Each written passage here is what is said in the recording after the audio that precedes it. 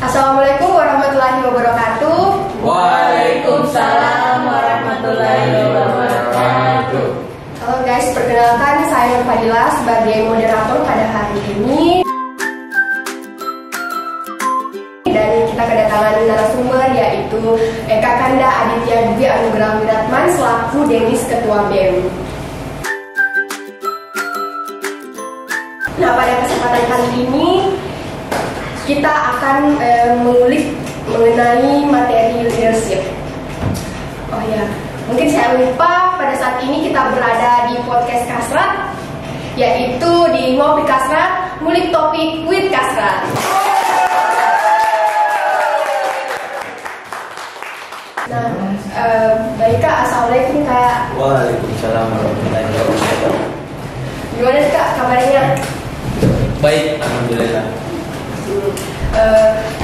Ngomong-ngomong nih Kak, Kakak ini kan sebagai selaku Denis Ketua BEM di periode 2023 dan juga pada saat itu saya menjabat juga menjadi Kasrat ya. Yeah.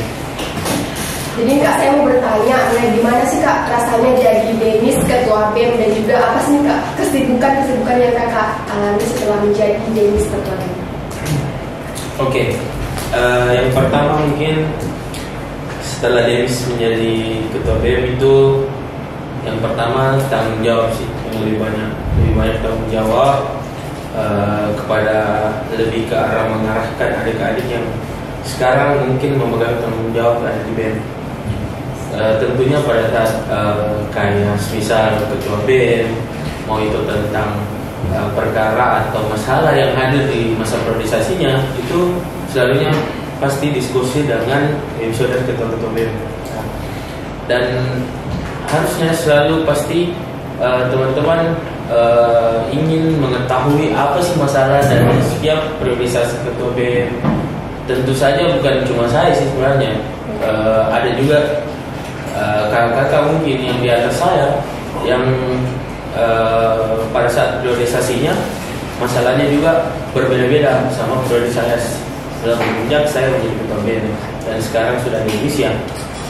Ada hal yang sangat berbeda ketika pada saat masih ada di lembaga dan setelah itu menjadi yang ibaratnya fokusnya cuma ke arah kuliah saja, bukan lagi organisasi, tapi kembali itu membangun relasi di organisasi eksternal lainnya. Itu sih. Kalau mengenai kesibukan setelah Ketua BEM itu sekarang lebih fokusnya ke skripsi dan untuk selanjutnya mungkin ya setapan di organisasi, lebih banyak berada di organisasi eksternal, bukan berarti meninggalkan internal tapi tetap berada di ruang lingkup internal juga untuk memberikan arahan kepada teman-teman yang ada di BEM mengenai bagaimana dalam melakukan atau mengerjakan setiap program kerja.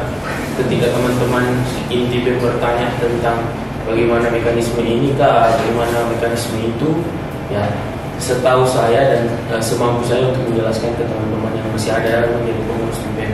Intinya itu sih paling pertama, dan tanggung jawab yang besar untuk bagaimana baiknya teman-teman di BEM agar BEM-nya lebih baik daripada saya. Ketika keberhasilan dari demisioner itu sebenarnya dihitung daripada ketika BEM pada saat BEM yang mungkin di bawahnya lebih berhasil daripada dia.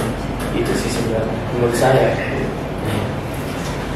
Wah, dan jadi setelah jadi Denis nih kakak pasti juga memiliki kesibukan lain selain menjadi ketua BEM dan pastinya juga sekarang kan sudah ada periode baru Kak. Dan pastinya periode sekarang juga pasti sudah bertanya mengenai bagaimana bagusnya untuk menjalankan BEM periode saat ini. Jadi mungkin saya mau bertanya lagi Kak mengenai pandangan kakak nih mengenai BEM periode saat ini. Untuk BEM periode saat ini mungkin teman-teman BEM lebih banyak untuk lebih berkoordinasi lagi kepada demisioner, walaupun ya mungkin ada yang lebih sering diskusi, lebih sering muncul. Mungkin yang teman-teman yang lain sama mindset teman-teman harus dibangun. Ketika bertanya kepada senior-senior, teman-teman tuh jangan takut untuk kan kita itu biasanya di Sulawesi ya, maksudnya mungkin agak keras ya, tapi di dalam proses itulah teman-teman untuk mencari pengalaman, mencari atau mengetahui tentang bagaimana sih kendala-kendala yang akan hadir ketika kita melakukan program kerja seperti ini, melakukan program kerja seperti misal di Kasrat ada plasma, ada banyak sekali hal-hal yang harus kita perhitungkan ketika kita melakukan kegiatan yang namanya plasma, pengumpulan aspirasi mahasiswa, pengumpulan aspirasi yang hadir di tengah-tengah masyarakat KBMFKG itu sangat penting. Gimana cara proses pengerjaannya, hasil kajiannya gimana, yaitu yang proses menjadi jadi saya harap teman-teman lebih banyak suka untuk berdiskusi sama demisioner dari teman-teman masing-masing di situ periode, karena di situ teman-teman bisa dapatkan ide dan baik, mungkin BEM untuk periode ini bisa mendengarkan tadi masukan dari demis kita untuk periode kemarin. Baik Kak, mungkin kita langsung saja pada hari ini Kak, kita akan membahas mengenai leadership. Jadi pertanyaan saya Kak, menurut Kakak sendiri nih, apa sih itu sebagai seorang pemimpin atau pemimpin sendiri Kak? Menjadi seorang pemimpin ataukah apa itu pemimpin adalah bagaimana caranya kita bisa untuk menjadi salah satu figur atau salah satu orang yang di dalam lembaga atau menjadi contoh lah intinya kepada teman-teman anggota-anggota dan lain-lain. Karena seorang pemimpin itu tidak luput daripada penglihatan atau secara panca indera pasti harus selalu dilihat ya. Seorang pemimpin itu bagaimana model gesturnya, bagaimana tutur katanya, bagaimana cara dia untuk menyampaikan gagasan-gagasan setiap program kerja yang dia ambil, dan bagaimana dia untuk melakukan proses-proses yang dimana melihat dan selalu berkoordinasi sama orang-orang yang ada daripada demisioner-demisionernya. Karena di lembaga itu yang saya alami selama saya menjadi seorang pemimpin pada saat prodi saya, itu ketika kita menjadi seorang pemimpin kita harus mampu untuk bagaimana caranya kita untuk melakukan dua koordinasi, bukan saja di anggota tapi kita juga berkoordinasi sama demisioner kita untuk bagaimana caranya untuk menyukseskan satu kegiatan yang kemarin pada saat periodenya bagaimana. Itu kita di situ untuk berdiskusi, dan kita lebih banyak memang harus punya relasi yang dimana relasi ini yang kita gunakan ketika kita menjadi seorang pemimpin, apalagi menjadi seorang pemimpin ketua BEM. Misal teman-teman dituntut keras untuk memiliki relasi-relasi eksternal yang bisa menguntungkan bagi BEM KBMFKG itu sendiri, dan bisa membuat BEM KBMFKG ini bisa lebih dikenal daripada sebelum-sebelumnya. Itu sih yang paling penting, relasi eksternal dan ketua BEM. Baik Kak, berarti nih Kak, seorang pemimpin itu harus memiliki relasi dan juga harus sering koordinasi, baik itu pada koordinasi ke atas yang di atas maupun ke anggota-anggotanya. Baik Kak, mungkin Kak kalau pemimpin kan Kak pasti memiliki beberapa tipe nih Kak. Nah, kalau untuk tipe kepemimpinan yang Kakak ambil atau gunakan pada saat Kakak menjabat menjadi ketua BEM pada tahun 2023 itu apa? Kalau metode yang saya gunakan pada saat saya berada di proses menjadi ketua BEM kemarin, memang terkadang kita selalu akan berpikir bahwa kita ini seorang ketua BEM yang demokratis dalam konsep sering berkoordinasi, sering memberikan konsultasi antara dua pihak, dari anggota maupun ketuanya, dari anggota ketuanya ke demisionernya, dan dimanapun lah selalu kita harus lebih ke arah demokrasi, karena untuk membicarakan suatu program kerja dan menyusun suatu program kerja memang perlu diadakan, maksudnya perlu kita lebih ke arah bagaimana kita untuk berkoordinasi untuk mengetahui bagaimana sih sebenarnya melakukan program kerja ini Kak, bagaimana melakukan untuk menyelesaikan program kerja ini Kak. Itu yang harus lebih sering ini. Dan terkadang kan ada beberapa tipe kan dalam proses kepemimpinan. Selalu juga pasti seorang pemimpin ketika ada puncak di mana seorang pemimpin ini berpikir bahwa kok saya agak kurang didengar sama anggotanya. Mungkin di situ dikembalikan kepada diri kita sendiri. Bagaimana sih proses kepemimpinan saya? Apakah saya perlu menggunakan metode kepemimpinan otoriter biar teman-teman bisa lebih paham, lebih ingin mengikuti apa yang saya sampaikan? Nah, itu harus kita kembalikan kepada diri kita sendiri sebagai pemimpin. Apakah ada kekurangan yang kurang daripada saya sampaikan kepada anggota-anggota saya?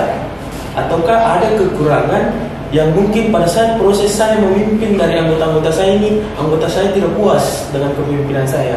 Nah, itu yang harus kita nilai dan harus kita lihat bahwa oh, saya kurangnya di sini. Tapi terkadang banyak pemimpin-pemimpin itu yang menggunakan sikap otoriter untuk menyelesaikan satu permasalahan ketika anggota-anggotanya tidak lagi mendengar kepada pemimpinnya.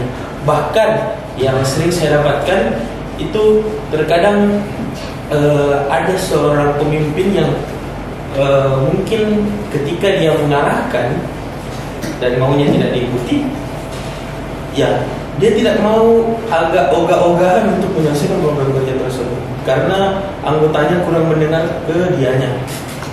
Tapi itulah maksudnya kenapa saya bilang kita kepemimpin itu lebih banyak untuk mengintrospeksi diri, karena disitulah kita melihat proses bagaimana kita menjadi seorang pemimpin yang memang anggota kita itu paham dengan kepemimpinan kita.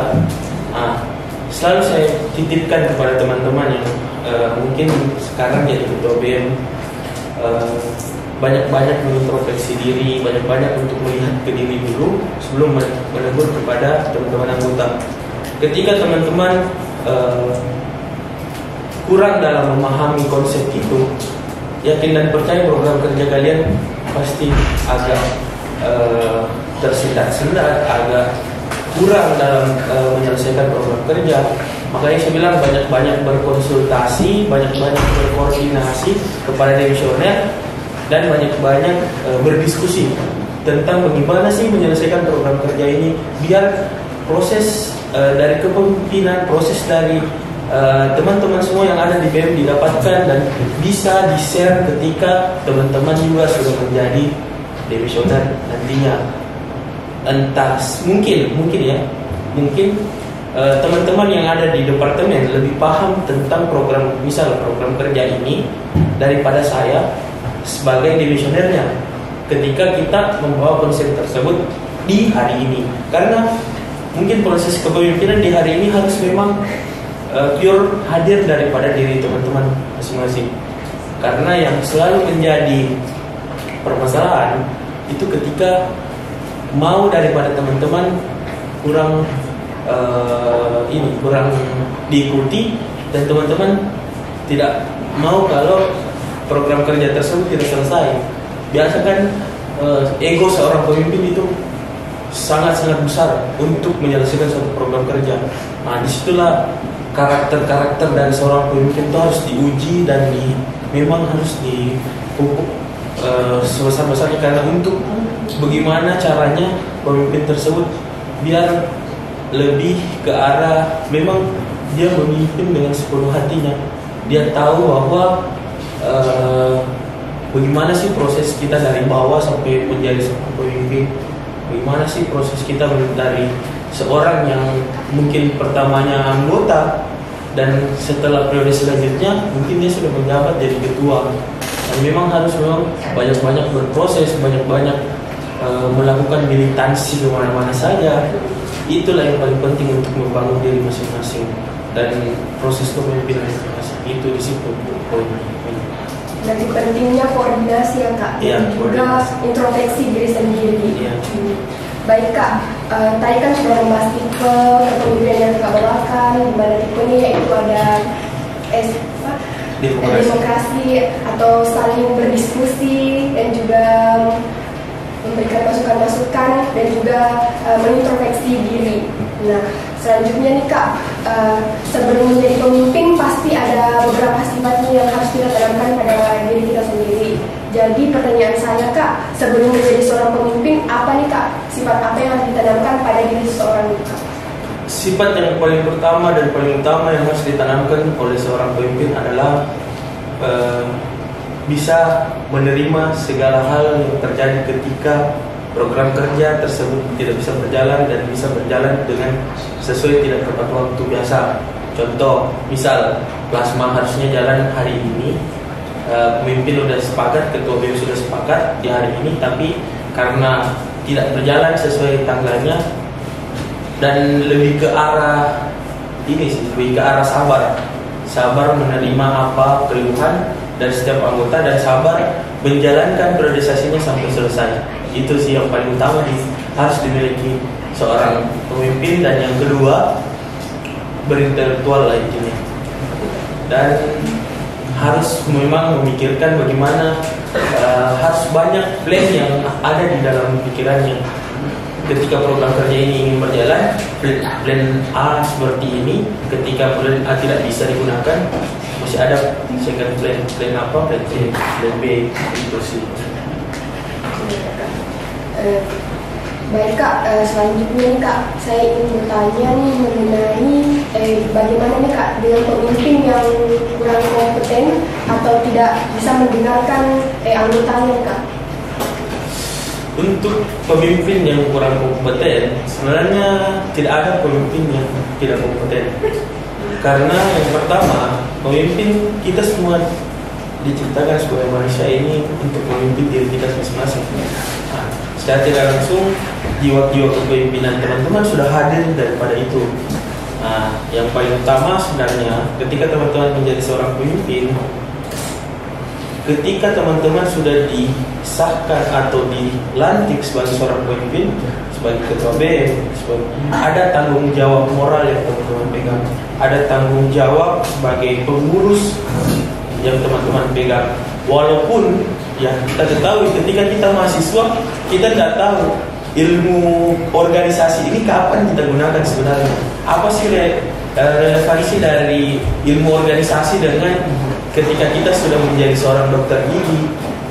Yang saya dapatkan ya, ketika saya berdiskusi sama senior-senior saya yang sudah selesai mungkin, yang sudah dokter gigi, yang sudah berada di puskesmas dan lain-lain menjadi PNS, ilmu organisasi yang paling sering dia gunakan adalah ketika memang dia berproses, ketika memang dia terjun di dalam organisasi-organisasi kemahasiswaan. Hal-hal tersebutlah yang dia gunakan ketika kita terjun di dunia kerja nantinya. Bagaimana kita memanajemen waktu, bagaimana kita memanajemen suatu organisasi yang ada di tengah-tengah masyarakat, bagaimana kita melakukan penyuluhan kesehatan gigi dan mulut ketika pada saat mahasiswa saja kita tidak terpapar dengan hal-hal seperti ini. Itu sih menjadi pengalaman yang besar untuk kita setelah kita menjadi dari proses kita mahasiswa, koas dan menjadi dokter gigi. Itu sih proses dari situ, setapan dari situ itu yang perlu sangat besar yang menjadi peranan kenapa kita harus militansi dan kita harus berproses betul-betul dalam organisasi atau wadah-wadah yang sudah di senior-senior buatkan untuk kita yang ada di proses mahasiswa sekarang. Ya itu perlu memang kita gunakan itu untuk ketika kita menjadi seorang dokter gigi nanti. Baik Kak, berarti di setiap diri seseorang itu sudah ada jiwa kepemimpinannya karena mereka pasti sudah memimpin diri mereka masing-masing. Tapi Kak, pasti seorang pemimpin juga itu ingin menjadi seorang pemimpin yang hebat, ingin menjadi pemimpin yang kemungkinan ingin menguasai semua tipe-tipe kepemimpinan yang ada. Jadi pertanyaan saya Kak, menurut Kakak mengenai hal tersebut, mengenai orang pemimpin yang ingin menguasai seluruh tipe-tipe kepemimpinan, apakah bagaimana cara mereka agar mereka bisa memadukan antara tipe-tipe yang ada Kak? Untuk seluruh pemimpin yang pada hari ini dan saya sendiri ketika saya menjadi seorang pemimpin, untuk memadukan semua tipe-tipe kepemimpinan itu adalah hal yang sangat menurut saya wajarkan lah. Saya pun menjadi seorang pemimpin kemarin, terkadang ada sikap otoriter yang saya sampaikan, ada sikap yang dimana saya lebih ke arah demokratis untuk menyelesaikan suatu permasalahan, maupun di internal maupun di manapun, di program manapun. Ada konsep-konsep yang dimana saya gunakan, saya harus otoriter pada saat saya menyampaikan hal ini, pendapat ini, karena untuk pendapat ini saya sudah pertimbangkan, saya sudah tahu bagaimana ketika terjadi permasalahan ini. Dengan saya yang sudah berkoordinasi sama demisioner, sudah cerita-cerita dan sudah melihat, pada saat periode ini memang ketika kita mengambil jalan seperti ini, ada hal yang akan terjadi seperti ini. Dan itu memang betul yang terjadi pada saat itu. Ketika kita memang ini tak pentingnya hal pengalaman seperti ini yang kita butuhkan untuk sering berkoordinasi sama demisioner, karena untuk program kerja itu biasa pasti saja ada perbedaan pendapat antara anggota yang satu dan anggota yang satu. Itulah namanya maksudnya perbedaan paham sebenarnya di dalam suatu organisasi itu adalah sifatnya sangat-sangat baik. Kenapa saya bilang sangat-sangat baik? Inilah yang hal-hal seperti inilah sebenarnya yang membangun chemistry dari teman-teman yang berada di organisasi, membangun chemistry, jiwa-jiwa kepemimpinan dari teman-teman di situ, jiwa-jiwa leadership dari teman-teman di situ yang dipupuk. Ketika ada perbedaan pendapat dan teman-teman berdiskusi dan mempertaruhkan pendapat tersebut, mana yang benar dan mana yang akan dilakukan, dengan melakukan yang namanya konsultasi, koordinasi biar teman-teman dapat menyelesaikan kegiatan kerja dan itu sih sebenarnya. Baik Kak, jika melihat nih Kak dari sekarang ini mengenai kader-kader muda saat ini Kak, apakah Kak menurut Kakak ini apakah ada hubungannya dari peningkatan setiap generasi mengenai kualitas kader saat ini Kak? Untuk mengenai kualitas kader, mengenai bagaimana sih sebenarnya kader kita pada hari ini, yang sebenarnya menjadi pertanyaan besar itu dalam diri seorang ketua BEM ketika melihat relevan dari hari ini. Mungkin pada hari ini kita sudah tidak bisa menggunakan lagi konsep-konsep yang pada zaman dulu, perpeloncoan, pembuatan apalah segala macamnya, kegiatan-kegiatan yang ibaratnya membuat karena nama kampus itu gampang sekali jelek ketika terjadi masalah-masalah misal dalam pengkaderan. Proses dalam pengkaderan ketika hari ini yang kita lihat sama-sama, mungkin pada saat dulu di zaman 2001 mungkin kita melakukan proses pengkaderan tidak bisa terekspos dengan cepat. Tapi ketika hari ini teman-teman melakukan proses pengkaderan dan ada yang merekam atau apa, itu akan terekspos dengan cepat di media sosial dan bisa-bisa mencoreng nama kampus, mencoreng nama lembaga yang teman-teman naungi. Ya itu sih sebenarnya tantangan zaman pada hari ini. Maksudnya kita memang harus sudah berpikir dua langkah ke depan untuk mengubah metode-metode yang hadir pada proses pengkaderan. Ada kok banyak metode yang bisa digunakan untuk menyelesaikan program kerja mengenai pengkaderan. Banyak, itulah proses dari teman-teman untuk berpikir bagaimana melakukan atau meramu metode-metode yang ketika teman-teman hadir di dalam khususnya departemen pengkaderan, itu teman-teman bisa lakukan dan selesaikan program tersebut dengan tetap menanamkan esensi daripada proses dari pengkaderan. Ya, jangan kita melupakan esensi apa yang ingin kita capai dari suatu pengkaderan, tapi mungkin lebih ke arah metode-metode yang harus kita ubah.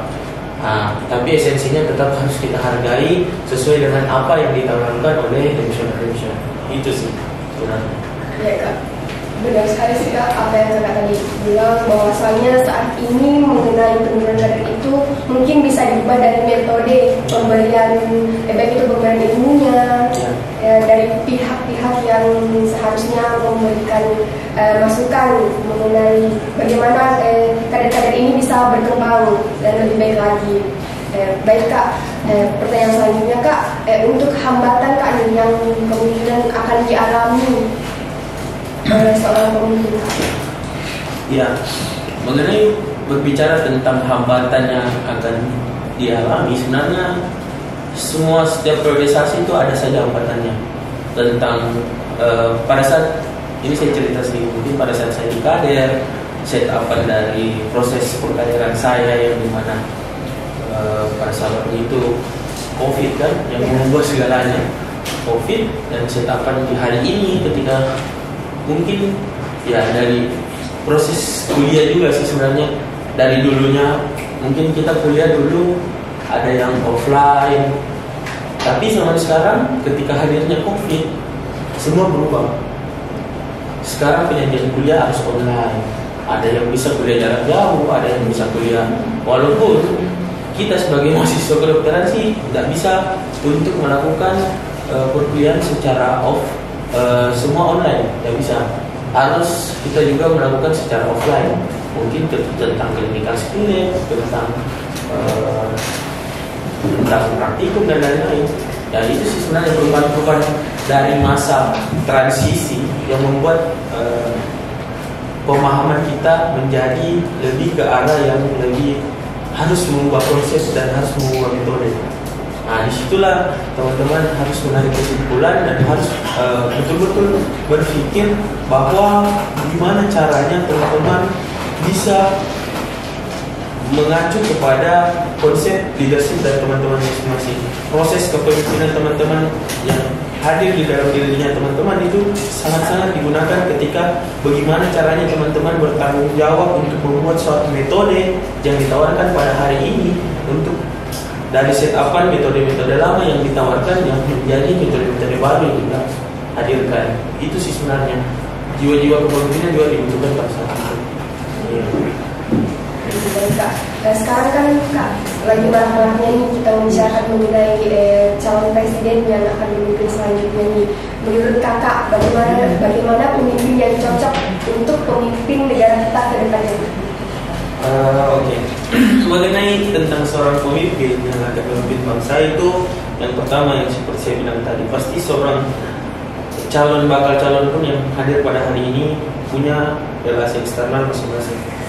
Dia punya relasi, bukan lagi kita berbicara tentang relasi eksternal, tapi relasi internasional yang mereka punya masing-masing.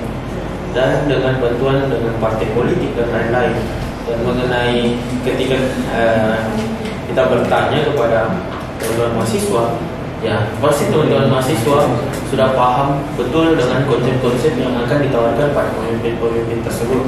Apalagi teman-teman yang sudah sering mengkaji dengan mengenai tentang apa sih yang menjadi tolak ukur kepada seorang calon presiden seperti ini. Nah, bisa ya. Dan bagaimana sih menurut pendapat teman-teman ketika teman-teman sudah berada di posisi mahasiswa? Dulu kan kita tidak bisa samakan ketika teman-teman berada mungkin di konsep kita masih seorang anak sekolah, masih seorang anak yang baru lah katanya kita pemilih pemula, pasti teman-teman paham terhadap konsep yang diberikan kepada dari kedua orang tua. Tapi ketika pada hari ini mungkin teman-teman sudah paham tentang konsep yang dipaparkan oleh calon-calon presiden dan terhadap dengan visi misinya, terhadap dengan bagaimana sih calon presiden ini. Itu sih yang dan yang harus kita garis bawahi bahwa calon presiden yang memimpin bangsa ini selanjutnya harus memang memiliki yang dimana pemahaman globalisasi yang terjadi pada hari ini. Karena banyak sekali yang pada hari ini yang masalah-masalah lah yang membuat banyak negara-negara yang ibaratnya yang dulunya makmur sekarang menjadi yang kurang makmur, dan ada negara yang dimana negara tersebut ini yang ingin menguasai dan menjadi superpower lah intinya. Dan di situ kita harus paham, pemimpin bangsa harus paham yang akan menjadi seorang presiden pada hari ketika nanti dipilih oleh rakyat Indonesia. Mereka memang harus paham terhadap konsep-konsep globalisasi tersebut, dan teman-teman harus mempertimbangkan bagaimana ke depannya bisa Indonesia lebih baik hari ini. Karena pasti di dalam seorang pemimpin pasti ada kebaikan-kebaikan dari periode sebelumnya, mungkin periode selanjutnya akan lebih baik lagi. Itu sih intinya. Dan saya harap teman-teman bisa melihat betul-betul yang mana pemimpin yang memang harus ingin dipilih, bagaimana pemimpin yang paham tentang konsep itu untuk negara Indonesia ini lebih baik. Itu sih di tanggal 14 Februari. Iya kan? Iya. Tidak lama lagi. Jadi siapapun yang bakal menjadi pemimpin kita ke depannya pasti itulah yang terbaik untuk negara kita. Iya. Baik Kak, terakhir nih Kak, saya meminta masukan Kak untuk BEM periode saat ini Kak sekarang. Teruntuk BEM periode saat ini atau sekarang, saya berharap besar adik-adik bisa membawa nama KBBMKG bukan menjadi lebih baik, bukan berarti lebih baik daripada sebelumnya atau baik daripada sebelumnya, tidak. Tapi bagaimana adik-adik yang ada di tongkat estafet dari yang sudah kita tinggalkan, yang sudah tinggalkan, senior tinggalkan, itu adik-adik bisa pergunakan, bisa membawa yang namanya KBBMKG lebih baik, bisa terkenal di mana-mana, bisa lebih terlihat lagi di permukaan. Saya sangat bersyukur ketika program kerja seperti ini hadir di KBBMKG, karena di mana saya berharap besar bahwa program kerja seperti ini dapat bisa membawa nama KBBMKG yang terkenal. Bukan saja mungkin saya yang akan hadir di podcast ini, mungkin teman-teman bisa menghadirkan orang-orang yang terkenal, orang-orang yang ibaratnya memang paham terhadap konsep-konsep mahasiswa. Bagaimana teman-teman mewawancarai orang-orang yang pernah berkiprah ketika dia berada di mahasiswa, dan ilmu-ilmu dari orang-orang tersebut, pendahulu-pendahulu kita, itu sangat bermanfaat bagi kita untuk melakukan yang namanya satu program kerja, melaksanakan satu program kerja, lebih ke arah untuk bekal diri sendiri sih sebenarnya, untuk bagaimana caranya kita contoh Dilfa mau menjadi seorang demisioner pasti paham terhadap program kerja yang ada di Departemen Studi dan Strategi. Jadi ketika Dilfa demisioner nantinya, ataukah Dilfa masih maksudnya pada saat Dilfa juga ada di proses anggota, sekarang masih anggota, dan nantinya ketika menjadi misioner, Dilfa bisa mengajarkan kepada adik-adiknya ketika pengelolaan tentang suatu program kerja, misal plasma seperti ini dan begini konsepnya pada saat saya kemarin. Jadi adik-adiknya mendapat yang namanya kenteran daripada divisionernya. Dan saya harus membuat mindset satu buat teman-teman yang ada di lembaga pada saat hari ini. Satu yang ingin saya sampaikan, bahwa jangan pernah merasa bahwa kalian merasa rugi waktunya diambil oleh kegiatan-kegiatan kemahasiswaan. Karena dalam kegiatan-kegiatan kemahasiswaan itulah bekal-bekal teman-teman ketika teman-teman nantinya menjadi seorang dokter gigi, menjadi seorang klinisi di luar sana nanti, dan teman-teman sudah lulus menjadi dokter gigi, pasti ada guna dan faedah yang teman-teman pelajari ketika teman-teman menjadi mahasiswa dan ketika teman-teman menjadi pengurus fakultas.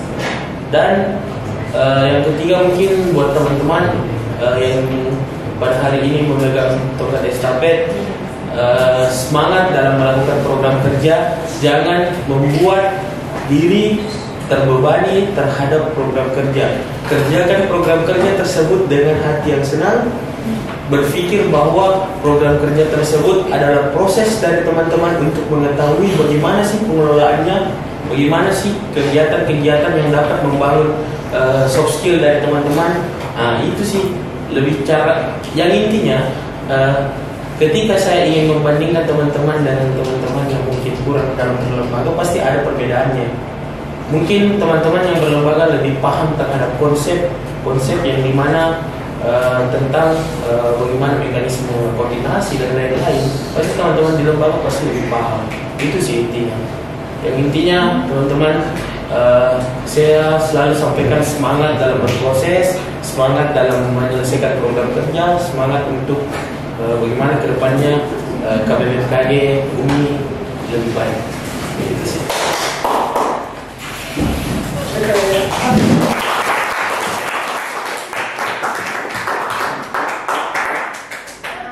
Itulah tadi masukan-masukan untuk BEM periode saat ini. Semoga BEM periode saat ini bisa lebih baik lagi ke depannya, dan juga terutamanya untuk saya pribadi ya sebagai anggota Kasrat.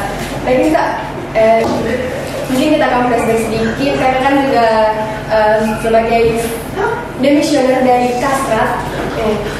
Kasrat kan Kak punya slogan nih, Kakak pasti sudah tahu dong slogannya. Mungkin kita sama-sama mengucapkan slogan dari siswa-siswa Kak.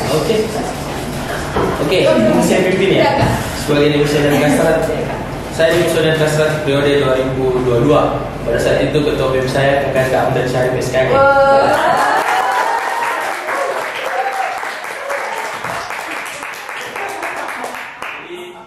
Selanjutnya lanjut slogan ya. Oke, mungkin teman-teman semua yang ada di sini bisa pakai tangan kiri. Yang intinya slogan Kasrat itu yang pertama, hidup mahasiswa, hidup rakyat Indonesia. Itu contohnya ya. 1, 2, 3. Hidup mahasiswa, hidup mahasiswa, hidup rakyat Indonesia, hidup rakyat Indonesia.